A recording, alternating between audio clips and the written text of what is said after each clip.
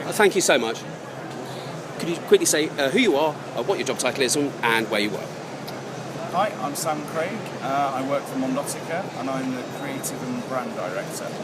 And which brands do Mondotica look after?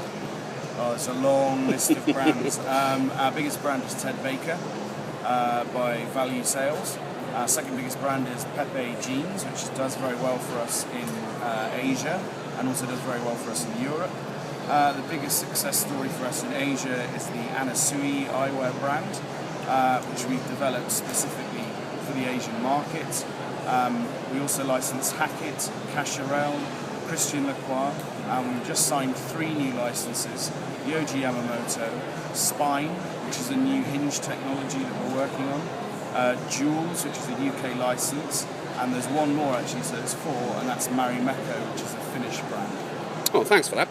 So, in terms of this year's Silmo, what do you think are the big emergent trends as you see them?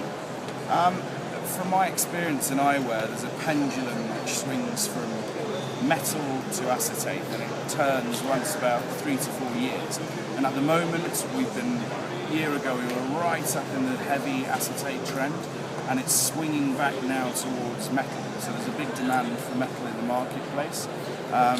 Given that, we've done a lot of retro thick-set acetate frames, and now the demands are moving into thinner profile, lighter frames, with kind of a little bit more finesse to them, and the retro trend is kind of moving a little bit out now, and we're expecting rimless and metals to start coming back in.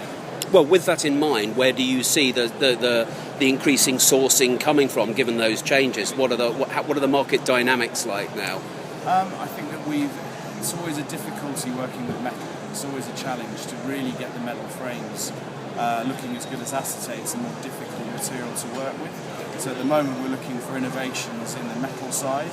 That can be on a material level, but also on a construction level, and then how we can really bring some of the acetate rich colours and styling into the metal side of the business. Brilliant. And with that in mind, what other sort of technological trends do you see on the rise at the moment? Technology-wise, there's not that many new materials around, but we're starting to see more and more technologies happening with sun lenses. There's a big trend in mirrored lenses at the moment. We've got the multi-layered lenses which are multicoloured, and now these are starting to move into being more of a technology-based lens. So now we're starting to see polarised lenses coming through in the trendier colours. So that's a big trend. For us here, we're just about to launch a new hinge technology which is called Spine, which is based on how a vertebrae of your backbone works. And it has a self-closing mechanism and a continual flex. It flexes to fit any face shape, basically.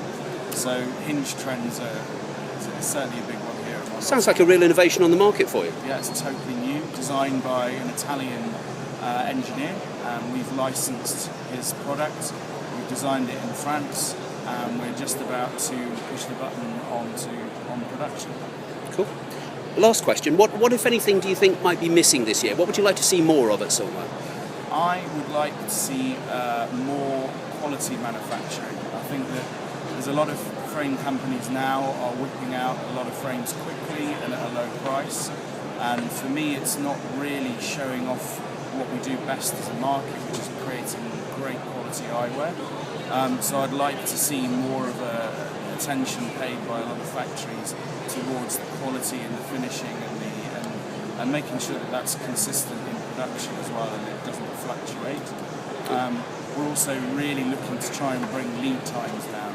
At the moment, lead times can be anything between 3 and 5 months. So we'd much rather be at 3 months than 5 months. So really, what we're looking for is a good cost base, but we're also looking for efficient methods of manufacturing. Brilliant. Sam Craig, thank you very much for your time. Thank you very much.